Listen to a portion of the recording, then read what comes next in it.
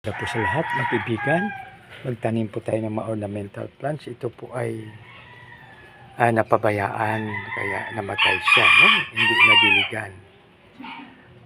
Ito ay kalamansi, no? So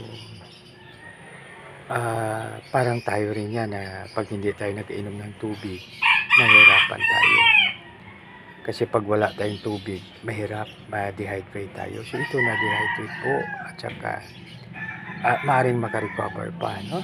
Po alam niyo ba, sabi ng mga agriculturist, lagyan daw siya ng ice.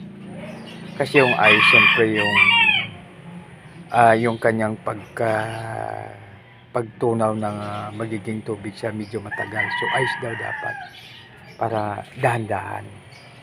So ito po mga kaibigan, ito naman yan, mayroon pang malunggay.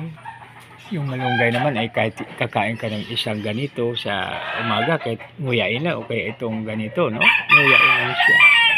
So malaking tulong po sa ating health, no?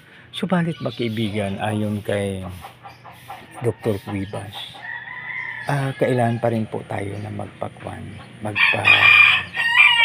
ano ba ito? Tayo ay magpa-check up, no? So kaya mayroon tayong annual physical examination para po malaman natin kung ano, no, may mga laboratory, kasi mas maganda yung ang health natin ay ating bigyan din po ng halaga to love ourselves. At kaibigan, sa muli isang maganda mapagpalang pagbiyaya at makadiyos po na umaga sa bawat isa.